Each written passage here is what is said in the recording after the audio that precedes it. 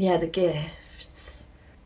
Like now I wouldn't want to change it to be able to like, I feel like for me to be moved by music, by dancing, by art, to feel this inner world, inner landscape. Like you were talking about this space, it's like this dance of human experience.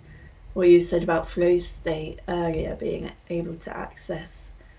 I think everyone has access to flow states. That's a natural part of the human experience, and we all have access to that. Maybe for HSPs, we need more time in flow state. Maybe we find, well, for me, I feel like I need time in flow state. And like for you, how you were saying how you feel one of your gifts is being able to tap into your emotional world and put that into words and poetry and communicate it.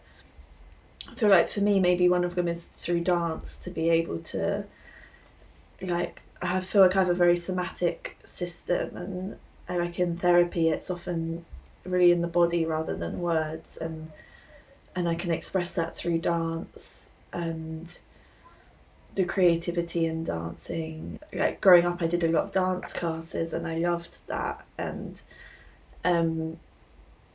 but now I do, like, I really enjoy ecstatic dance and the freedom and harmony you experience through that.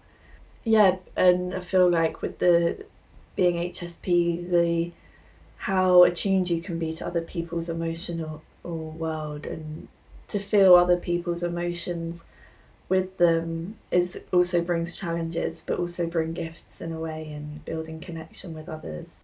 I think that sums it up pretty well as what you said. And I see that a lot in you, what I learned from you a lot in the past years, which I now and these days bring into my future and my personality, my relationships with other people and with the world, are the depth things of empathy, of compassion and tolerance. And I think that's what I always admired in you as well, what I learned like from you, how deep this level of empathy and tolerance can be, what you bring in the world. And I think that is definitely a huge gift that comes out of that high sensitivity, because you need that. Yeah, I use the word again, depth, right? This depth of compassion for yourself, for the world and for others, to actually live that out as a value and what you manifest in your relationships and in the world. I think that is a huge gift that you, especially as a highly sensitive person, bring out. But I see that a lot. Like, it really resonates with me, and I just realize that I do not have to hide that, and that I can bring that out, especially in the interaction with other people, in my relationships, because I was scared of doing that. I was scared of being too empathetic, of being too tolerant.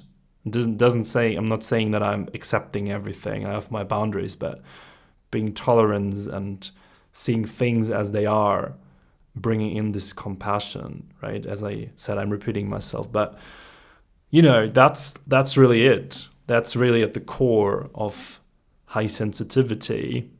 That's what I think. Understanding instead of just judging, right? And being able to reflect on things is also most probably correlated with